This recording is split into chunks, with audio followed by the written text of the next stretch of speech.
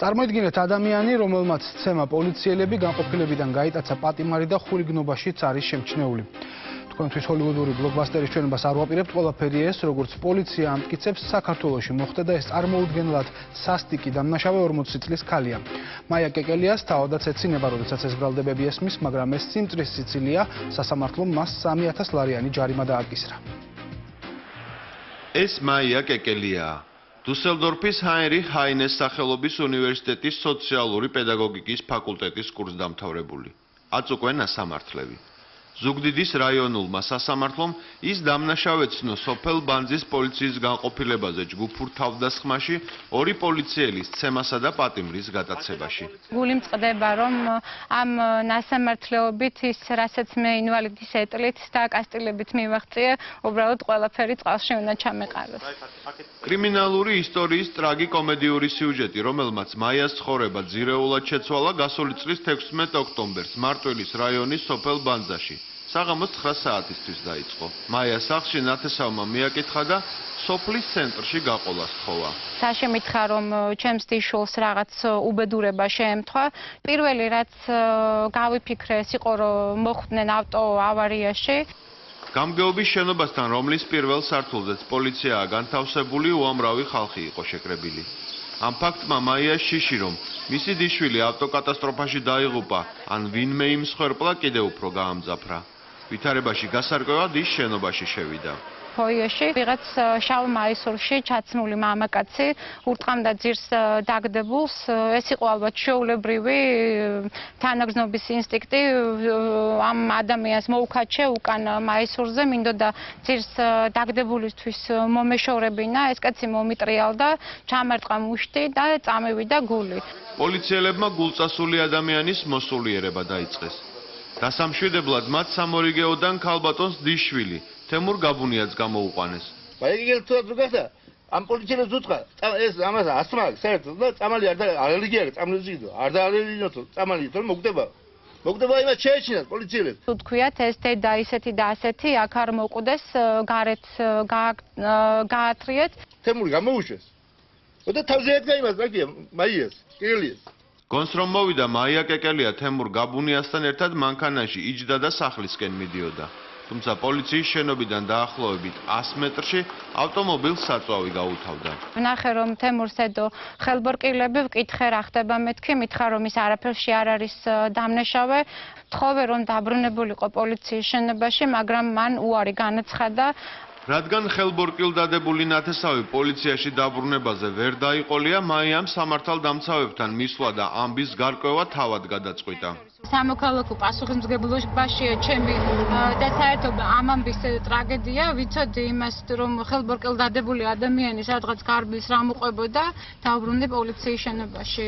მაია შენობაში უბნის ინსპექტორ გამომძიებელი ალექსანდრე გაგუა დახვდა, რომელთანაც ქალბატონს სიტყვიერი შელაპარაკება მოუვიდა. პოლიციელმა ხელქვეითებს მისი დაპატიმრება უბრძანა. მე დარწმუნებული ვიყავი, რომ ეს ადამიანი იყო ნასო მდგომარეობაში, იმიტომ აი ესეთ მანძილზე მოქონდა სახე ჩემთან ახლოს და მას ასდიოდა მძაფრი ალკოჰოლის სუნი. ესე მაისურზე მეკაჩებოდა, მაჯანჯღარებდა და დამჩხაოდა თავზე. შენ ასეთო და ისეთო.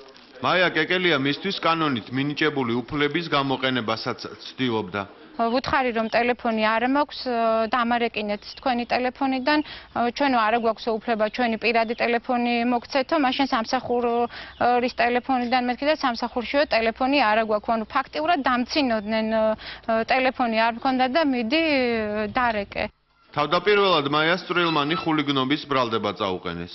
შემდეგ მის ქმედებას ადმინისტრაციული კოდექსის 173 მუხლი, ანუ პოლიციისთვის წინააღმდეგობის გაწევა მიუსადაგეს. თუმცა საბოლოოდ ბრალი დაუმძიმეს და სისხლის სამართალში არსებული კანონდარღვევისთვის დააპატიმრეს. წამეკითხეს 353 პირველი პრიმა, სიმართლე გითხრა ვერც გავიგე რაზე იყო ლაპარაკი, ისე ვიქვიყავი ჩაციკლული რომ ვინ არის გარდაცვლილი. მაიას დაპატიმრებიდან რამდენიმე საათში დააკავეს ინეზა და გოგიტა კეკელიები, რომლებიც პოლიციის შენობასთან მაიას ამბის გასაგებად დაახლოებით ღამის პირველ საათზე ხელმეორედ მიბრუნდნენ. გამოვიდა გოჩა არაბიძე. ჩვენი პოლიციის უფროსი იყო მაშინ, ახლა არ არის. და გოგიტას უთხრა კეკელიას რომ გოგი ერთი წუთი შემოდიო. ისე გემრიელად ერთი წუთი შემოდიო და მაინც მე სიამოვნა რომ ესე გემრიელად დაელაპარაკა, ალბათ რაღაცას გაარკვევენ და გამოუშვებენ, მეთქი არც მიფიქრია. მე ცოტა ხანში ჩემს ბიძაშვილს დაუძახეს, ისიც იქით გადავედით. ინესა კეკელია ქალბატონო ერთი წუთით შემობრძანდით და ინესაც შევიდა. საქმეში არსებული 5 პოლიციელის ჩვენების თანახმად ირკვევა, რომ 2014 წლის 16 ოქტომბერს სამართალდამცავებმა სოფლის ცენტრში თემურ გაბუნია დააკავეს და ბანძის პოლიციის განყოფილებაში გადაიყვანეს. თუ ერთი პოლიციელის ჩვენებას წაიკითხავთ, არ დაგჭირდებათ სხვა პოლიციელების ჩვენების წაკითხვა, სიტყვა სიტყვით, წერტილ, მძიმე, ეს ამ პოლიციელების ჩვენება არის ერთნაირი. უბნის ინსპექტორ გამომძიებლის ალექსანდრე გაგუას ჩვენებიდან. მოულოდნელად შემოსასვლელ კარზე ჯაჯგურით შემოვარდნენ დაკავებული თემურ გაბუნიას ნათესავები და მეგობრები მაია, ინეზა და გოგი და კეკელიები. ასევე ცოტნი გაბუნია, შალვა პატარაია, ვაგნერ წულაია და ბოჩია ასაბაშვილი, რომლებსაც აშკარად ეტყობოდათ, რომ იყვნენ ალკოჰოლური სასმელის ზემოქმედების ქვეშ და დაგვიწყეს ლანძღვა გინება, უცენზურო შეურაცხყოფელი სიტყვებით. გამოხატავდნენ უკმაყოფილებას თემურ გაბუნიას დაკავების გამო და მოითხოვდნენ მის დაუყოვნებლივ გათავისუფლებას. ამავე ჩვენებით ირკვევა, რომ იმ დროს განყოფილებაში 6 პოლიციელი იმყოფებოდა, რომლებიც შენობაში შეჭრილ ადამიანებს წესრიგისა და დაწესებულების დატოვებისკენ მოუწოდებდნენ. მიუხედავად აღნიშნულისა, მაია, ინეზა და გოგიტა კეკელიებმა ჩვენ გაგვიწიეს აშკარა წინააღმდეგობა. კერძოდ, მე ხელი დამარტყა მაია კეკელიამ სახის არეში, ასევე ფრჩხილებით დამკაცრა კისრის არეში და შემომახია თანცმული პოლიციელის მაისური. პოლიციელი, რომელიც ვითომ დაზარალებული არის ამ საქმეზე, თორმე მას ასცემეს და შემოახიეს, იძახის, რომ აი, როდესაც ეს ხალხი თავს დამესხაო, მე უცებ ტელეფონი ამოვიღეო, მორიგე ოპერატორს თან ცემენ, თან ოპერატორს ეკითხება, აბა ნომერი მიკარნახეო, მარტვილის სამმართველოს ნომერიო და ამ ცემაში აქეთ ცემენ, აქეთ ცალი ხელით ნომერი ავკრიფეო, დაურეკე და უთხარიო განწირული ხმით არ იქა გვიშველი თუ არა თავს დაგვესხნო. პოლიციელების ვერსიის თანახმად თავდასხმელმა მამაკაცებმა მორიგე პოლიციელს დაკავებული ხელიდან გამოსტაცეს და გაიტაცეს. ხოლო ორმა ქალბატონმა ისე გაანეიტრალა განყოფილებაში იმ დროს მყოფი კიდევ 5 პოლიციელი, რომ მათ კოლეგის დახმარება და დანაშაულის აღკვეთა ვერ მოახერხეს. შევეკითხეთ, რატომ არ გამოიყენეთ ის საშუალებები, რაც პოლიციას ავალდებულებს კანონი რომ გამოიყენოს, მათ შორის თუნდაც იარაღი, როცა თავდასხმაზეა საუბარი.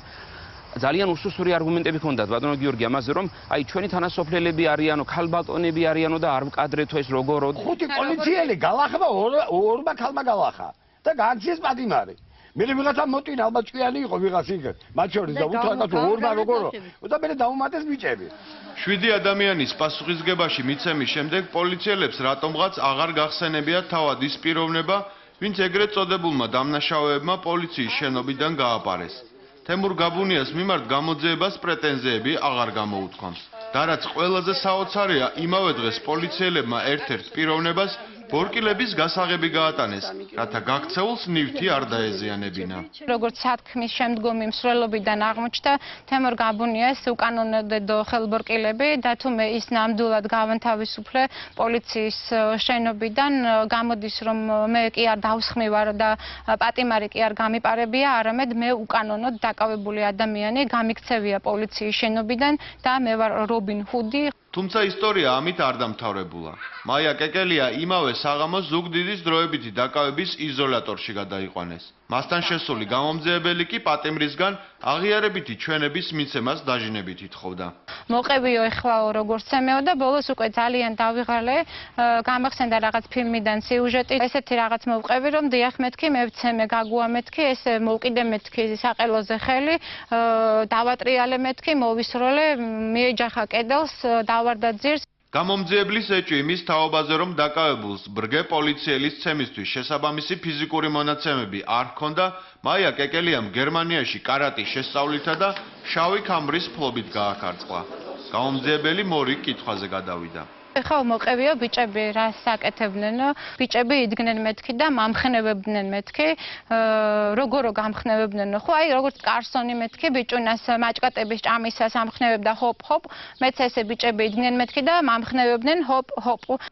ირონიულია, თუმცა ფაქტია, რომ დაკავებული სიტყვები გამოძიებამ მის წინააღმდეგ გამოიყენა და ერთ-ერთ ეჭმიტანილს ბრალი სწორედ მაიას სიტყვიერი მხარდაჭერისთვის წაუყენა. ბატონი გაგუა ამას ძალიან ხატოვნად ყვება, ვთქვათ, სასამართლო პროცესზე. კიო, მე მაია კეკელია მცემდაო და ბოჩი ასაბაშვილიო აფრთხილებდაო, ეგო ღირსიაო და კარგად სცემეო. პროცესუალურ დარღვევებზე რომ აღარაფერი ვთქვათ, რომელიც საკმარისზე მეტია, საქმეში არ არსებობს პირდაპირი მტკიცებულებები, რომლითაც მაია კეკელიას მიერ პოლიციელის სცემის ფაქტი დასტურდება. გამოძიებამ მხოლოდ 2 ექსპერტიზა ჩაატარა, რომლითაც დაადგინა, რომ პოლიციელს სახეზე ნაკაწრები ჰქონდა და მაისური დახეული იყო.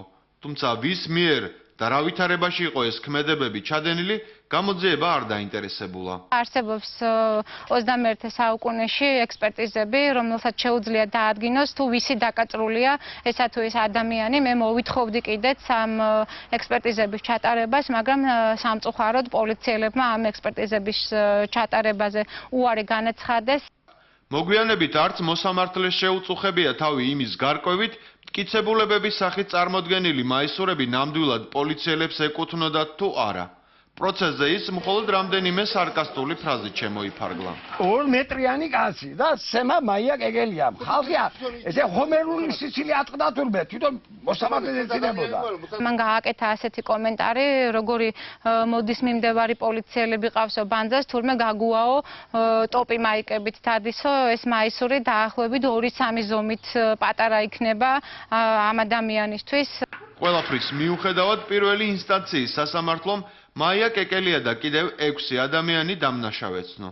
ქალბატონებს 3000 ლარიანი ჯარიმა, დანარჩენი 5 მამაკაციდან 2-ს 4, 3-ს კი 5 წლით თავისუფლების აღკვეთა მიესაჯა.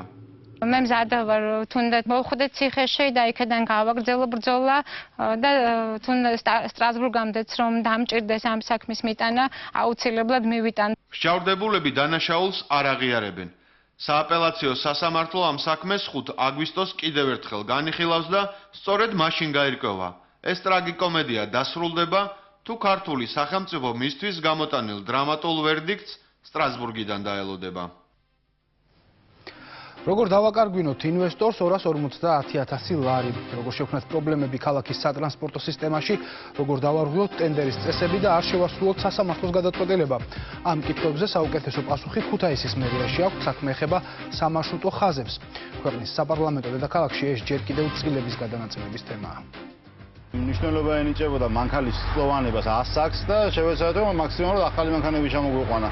ასევე ტექნიკურად გამართულები და კონდიციონერები და აღჭურვილები, რაც ქუთაისში საერთოდ არ არის.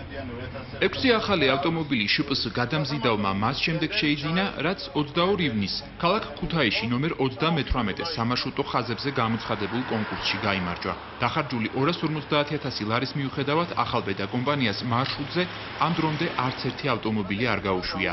მერე ამ კონკურსი ჩაშლილად გამოაცხადა და ახალი კონკურსი 6 აგვისტოს ჩანიშნა. ქალაქის მერია რო დაინტერესებული, ამას ყოველფეხის ნაბიჯზე უყურებთ. ეს ჩანს იმ პიად საუბრებშიც და ყველგან და ისიც გითხრეს, რომ რატო შემოდით ამ ხაზზე, რატო აიტკივეთ აუტკივართა ხო იცით ესო, რომ ეს ხაზები ამდენი ხანი ჰქონდათო, ვისაც ჰქონდა იმათ. საკონკურსო პირობების თანახმად, მერიას გამარჯვებულთან ხელშეკრულება 14 კალენდარული დღის ვადაში უნდა გაეფორმებინა, ან იმავე პერიოდში დასაბუთებული უარი გაეგზავნა. არც ერთი და არც მეორე კანონით დადგენილ ვადაში არ გაკეთდა. მოთხოვა კიდეც ЧБ-ს გადამზიდავის დირექტორმა გია ახვლედიანმა აღნიშნული მოქმედების და ვალდებულების შესრულება ქუთაისის მერიას, მაგრამ მათ პასუხიც არ მიუღწეს. ოქმის მიხედვით კონკურსი 22 ივნისს დასრულდა, 14 დღიანი ვადა კი 6 ივლისს ამოიწურა. რის შემდეგ უკვე 7 რიცხვში მერიამ გადამზიდავის ბაზის შემოწმება გადაწყვიტა. შესამოწმდა სწავლები 7 რიცხვში ფიქსირდება, რომ არ არის სამრეცხაო პუნქტი, სამედიცინო პუნქტი მოუწყობელი არის, ბაზა იყო ზოგადად თვითონ გამომართავ. ეს ერთი მიზეზი, რომ ჩვენ თავისუფლად შეგვეძლო ეგრევე შეგვეწყვიტა მასთან ურთიერთობა. მერიაში თვლიან, რომ ვადებისთვის არ გადაუცილებიათ. 22-ში დაიწყო კომისიის ხმა და 23-ში დასრულდა. ანუ ეს იყო 18 საათიანი თუ არ ვთქვი უწყვეტი რეჟიმი. შეფესე გადამზიდავის წარმოდგენილი დოკუმენტაცია, ვისაც ეკუთვნოდა, ის ადამიანები აფიქსირებენ, რომ არ იციან როგორ მოხდა მათი დოკუმენტაცია აღნიშნულ ლოდზე. მანქანებისა და მძღოლების რეესტრი და მინდა რომ დააფიქსიროთ თეიმურას ბურჯანაძე, რომლის განცხადებას მანდევს და აღიარებს, რომ ჩემი განცხადება მე არ ვიცი საიდან მოხდა, ჩემი საბუთები არ ვიცი საიდან მოხდაო. მძღოლებთან დაკავშირებით რომ პრობლემები შეიქმნა, არც კომპანიაში უარყოფენ, თუმცა მიზეზად დაშინებას ასახელებენ. გადამზიდავის გამარჯვების შემდეგ აღშფოთება გამოიწვია მანამდე 38 მძღოლებისში, რომელმაც გარკვეული საჩივრებით, ბუქარებით დააშინეს მძღოლები. ბიძაჩემ პროკურორია წამაჩაგიდებს ჯიბეში მძღოლს ეუნება მეორეს ბიჭი რო ყავს პატარა ავარა შემთხვევით მოხდება გაურკვევლობაში და ამნაირად. გაურკვეველი პირების მხრიდან მძღოლებზე ზეწოლის ფაქტები გამოძიების მიღმა დარჩა. მერიამ კი სატრანსპორტო ბაზა ხელმეორედ 7 დღის შემდეგ შეამოწმა. როგორც კომპანიის წარმომადგენლები ამბობენ, გაუფრთხილებლად. მათ ადგილზე მისასვლელად 20 წუთი მისცეს. არ არსებობს აღნიშნულთან დაკავშირებით არანაირი დოკუმენტაცია, რომელიც აღნიშნულს დაადასტურებს, რომ რაიმე ფორმით მერიის შესაბამისმა სატრანსპორტო სამსახურმა მოახდინა აღნიშნული ავტოტრანსპორტების შემოწმება, ან შესამოწმებლად გარკვეული პირობების შეტყობინება. არ გამოცხადება, უკვე მიიჩნია მუნიციპალიტეტის საკრებულოს დადგენილების დაღვევას და კონკურსი აშემდგარად გამოაცხადა. კომპანიამ სასამართლოში იჩივლა, რომლის 29 ივლისის განჩინებაში ვკითხულობთ. აეკრძალოს ქუთაისის მერიას ნომერ 38 მარშრუტზე კონკურსის ჩატარება, დავის საბოლოო დასრულებამდე. განაჩენის აღსრულება მოხდეს დაუყოვნებლივ. 29 ივლისვე განჩინება მერიას ჩაბარდა, თუმცა 31 ივლისამდე მერიას შესაბამისი სამართლებრივი აქტი ჯერაც არ ჰქონდა გამოცემული. დღეს გამოვა ბრძანება. სასამართლოს უწყება მივიღეთ 29 ივლისს, მაგრამ როდის შევაჩერეთ, ამას მნიშვნელობა არ აქვს. გადამზიდავის ადვოკატის განმარტებით, სასამართლო განჩინების 2 დღის დაგვიანებით აღსრულებას წესით სისხლის სამართლებრივი პასუხისგებლობა უნდა მოხვეს. დანაშაულის ნიშნებს შეიცავს კიდევ ერთი კონკურსი, რომელშიც შპს გადამზიდავი ასევე მონაწილეობდა და სადაც მან თავის ერთადერთ კონკურენტთან წააგო. საკონკურსო კომისიის ჩანაწერზე კარგად ჩანს, რომ გამარჯვებულმა კომპანიამ განაცხადი 20 წუთის დაგვიანებით შეიტანა. დათქმა იყო 12 საათი და კანონი არ თვალისწინებს აღნიშნულ დათქმაზე შესწორების შეტანას. მიუხედავად ამისა, კომისიამ იმჯერა და აღნიშნულა დაკავშირებით ცვლილება შეიტანა. ვინ და რატომ აშინებს მძღოლებს, ებრძვის ბაზარზე ახალ მოთამაშეებს, ან რატომ უშვებენ კონკურსზე ცალკეულ კომპანიებს 20 წუთის დაგვიანებით? არც ქუთაისის მერს და არც მის მოადგილეს, რომლებიც იმავე საკონკურსო კომისიის წევრებიც არიან, საუბარი არ სურთ. შპს გადამზიდავი სასამართლოში კიდევ ერთი სარჩელის შეტანას აპირებს, თუმცა სხვა კონკურსებში მონაწილეობას მერიის მხრიდან შექმნილი პრობლემების გამო აღარ ჩქარობენ. ახლა მთავარი საზრუნავი სასამართლო დავის დასრულებამდე საბანკოს ცეცხლის გასტუმრებაა. ორმანქანაზეა ლიზინგი გაკეთებული. მაზეც ახლა იხდით პროცენტებს. მაზეც ვიხდით პროცენტებს მიუხედავად იმისა, რომ დაყენებული არის და ჯერჯერობით ვერ ამუშავებთ. მინდოდა რომ მაგრამე ჭიდავა და მომეკო შეუძლებელი არაფერი არის. ჩვენ თუ გინდა მოგება მოიგებ. ოლიმპიური ფესტივალის გმირები, ქართველი ოქროს გოგონების ისტორია. ჩვენ გოგოებმა დავამტკიცეთ, რომ შეგვიძლია წარმატებულები ვიყოთ და მივაღწევთ დიდ მწვერვალებს.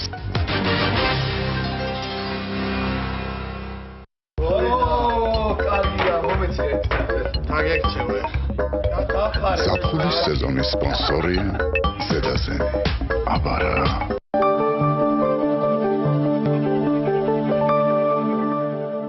სამსახური, საყიდლები, ბავშვის მოვლა, უძლებს კი თქვენი ფეხები ასე დატვირთვას. ლიოტონი ეფექტურად ამცირებს ფეხების შეშუპებასა და დისკომფორტს, სწრაფად განიჭერთ სიგრილისა და სიმსუბუქის შეგრძნებას. გამოყენებისას გაეცანით ინსტრუქციას გვერდითი მოვლენების შესახებ დეტალური ინფორმაციის მისაღებად მიმართეთ ექიმს. ერთკვირიანი ფასდაკლების აქცია კარპურში. ციციბურა, ლარი და 99 თეთრი. ლუდი, 4 ლარი და 95 თეთრი.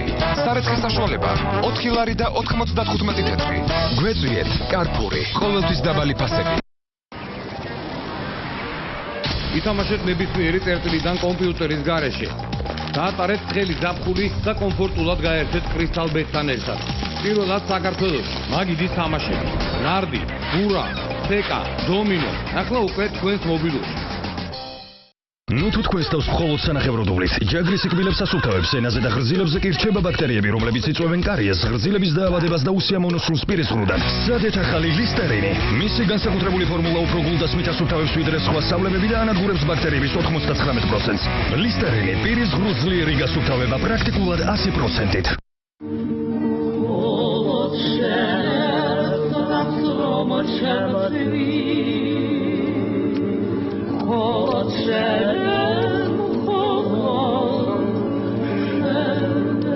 ერთი ბარამბო 9 ძმამ გაიყო.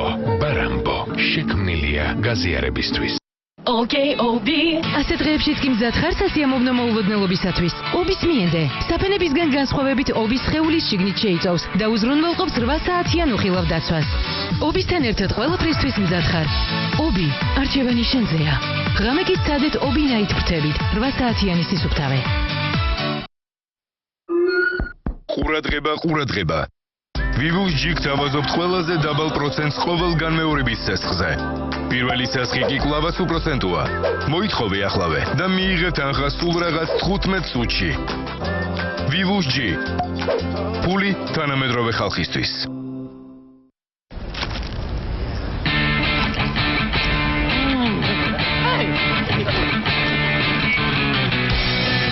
აქცია ლეისისგან. გათამაშებაშია 35,000 პრიზი. შეაგროვე ლეისის ცარიელი შეფუთვები და მიიღე ზღვის სანდალი.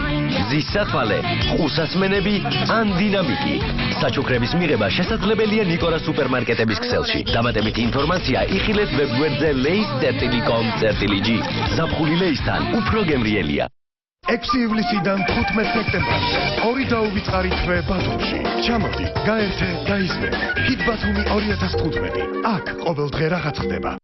შეწუხდით თქვენ სამარცხელზე ზედმეტი თმის დანახვით. ეს აღარ განმეორდება ახალ პანდენ პროვისთან ერთად. თმის თვენისგან დამთავი კოლექცია. პანდენ პროვის ფორმულა ღრმად ახდენს თმის ძირებში და გვეხმარება 97%-მდე თმის თვენის შემცირებაში. ჩემი თმა თავიდან ბოლომდე ძლიერი და შესამჩნევად ლამცაღია. დაინახეთ და შეიგრძენით განსხვავება პანდენთან ერთად. პანდენი. 3G 4G ისარგებლე 10-ჯერ უფრო სწრაფი ინტერნეტით ბილაინისგან. შეიძინე 4G სმარტფონები თვეში 19 ლარიდან და მიიღე ულიმიტო ზარები ბილაინის ქსელში. ულიმიტო SMS-ი, 1 გიგაბაიტი უსწრაფესი 4G ინტერნეტი და ულიმიტო WhatsApp-ი ყოველ თვე 1 წლის განმავლობაში. ბილაინი ყოველთვის ყველაზე დაბალი ფასი. ელიტ ელექტრონიკში შეიძინეთ გორენიეს სარეცხი მანქანა ან საშრობი და მიიღეთ ბურთი საჩუქრად.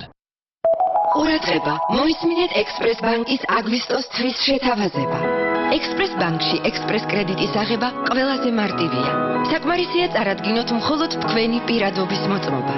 ექსპრეს კრედიტის ლიმიტი გაიზარდა 700 ლარამდე და ყველა ვინც 31 აგვისტოს ჩათვლით ისარგებლებს ექსპრეს კრედიტით, არ გადაიხდის კრედიტის გაცემის საკომისიოს. ექსპრეს ბანკი მარტივია. ბაკურიანს დილი დამსვა. უნიკალური მინერალები აღვიძებს ჩემს ორგანიზმს და აღადგენს წყლის ბალანსს.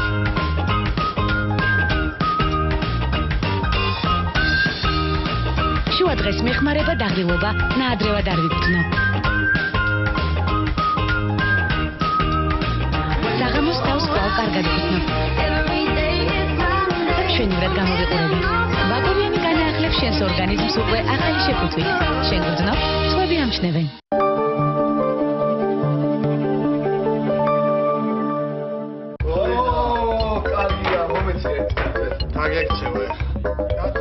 ზაფხულის სეზონის სპონსორია ზედაზენი. აბარა. კიდევ უფრო ახლოს ერთგულ მაყურებელთან. ძვირფასო ფოთელებო და ბათუმელებო. შეცვლილი დროით რუსთავი 2 თქვენთან შესახვედრად მაინც მოდის. 3 აგვისტოს ფოთის ცენტრალურ პარკში და 4 აგვისტოს ბათუმში ანბანის კოშკის მიმდებარე ტერიტორია. 16 საათზე სპორტული ატრაქციონი ბავშვებისთვის. 20 საათზე ერთგულ მაყურებელს ბრწყინვალე კონცერტით მიესალმება კომედი შოუ X Factor-ის, ნიჭიერის, საქართველოს ვარსკვლავის მონაწილეები და ჯგუფი გამოუვალი მდგომარეობა. შემოგვიერთდით, დასწრება უფასოა. 3 და 4 აგვისტოს რუსთავი 2, ფოთის და ბათუმის სტუმარია. ღიარული საჩუქარი რუსთავი 2-ის მაყურებელს. ლანო შოუსა და კომედი შოუს იუმორისტული კონცერტები.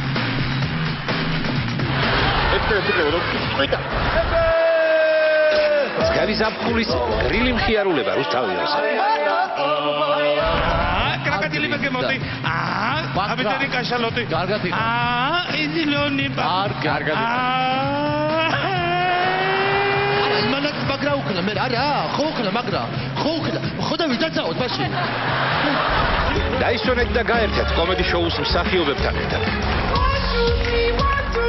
ნეტალმები მიშველი როცა ენერგეტიკის მინისტრიაში შველი უყურეთ ყოველ ორ შაბათს 22 საათზე. შოუს და ვანო შოუს იუმორისტული კონცერტები. გაუმარჯოს დამოუკიდებელ თავისუფალ ქრისტიანულ უძლებს საქართველოს! ქართული დოკუმენტური კინო ჩვენს ეთერში. 4 აგვისტოს რუსთავი 2 წარმოგიდგენთ. საბჭოთა ჯარმა მშვიდობიანი მიტინგი დაარღვია, რასაც 21 ადამიანის სიცოცხლე შეეძლო. თომა ჩაგელიშვილის 2 ფილმის. ეს იმინა ზიბულმა უნდა მოკლეს და იმინა მართლა დიდებმა მეფი. გამსახურდიას სახელით და 9 აპრილიდან 9 აპრილამდე.